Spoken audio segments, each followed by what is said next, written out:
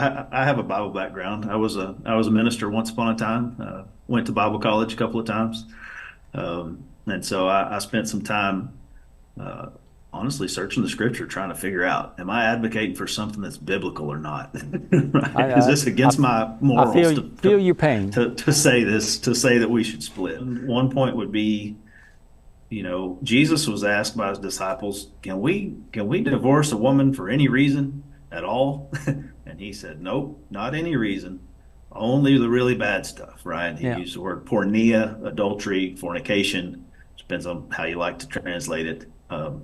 Some go with unfaithfulness, but it's clearly some kind of lewd sexual thing. It's not just she burned my toast, right?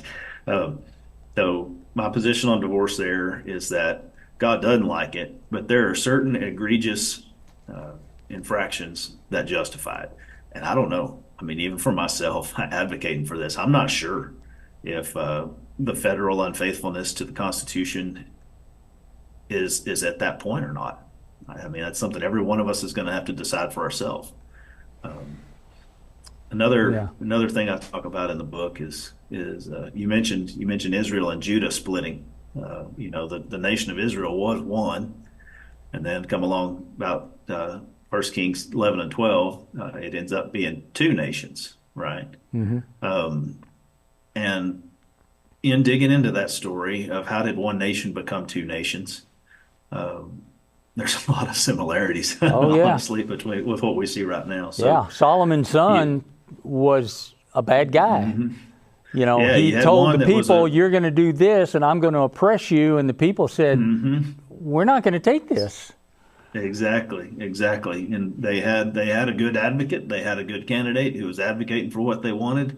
The the the Rehoboam instead, took the harsh angle, took the Hmm. authoritarian angle against the populists, to use our modern terms, Yeah. and God empowered that whole thing. So Jeroboam actually was told in advance, you're going to end up with 10 of these, Hmm. right? From the beginning of the story. So then, the tribe split off. I think the words are something along the lines of, I'm going to go home and mind my business, right? There's something about, we're going to go to our own houses. What do we have to do with you guys? Um, and predictably, the authoritarian says, well, they can't do that. They can't leave. I'm going to get my army and we're going to go get them back, right? We talked about that in the first segment. That's the first impulse of the authoritarians is Yeah. we got to go. We can't let Force them them. go. We got to keep them by force. We'll make them. And in that story, God intervened directly with a prophet and said, sit down and shut up. I'm the one letting them go. So God directly intervened to prevent that war. Now, I'm not a prophet, not son of a prophet. I can't predict necessarily that God will or won't intervene to stop an American Civil War 2.0 or whatever might be coming. Um, but I've been raised to believe that if he could, then he can, right? So if Right. he could do it peacefully by his design one time before and put it in the book, then he could do that again.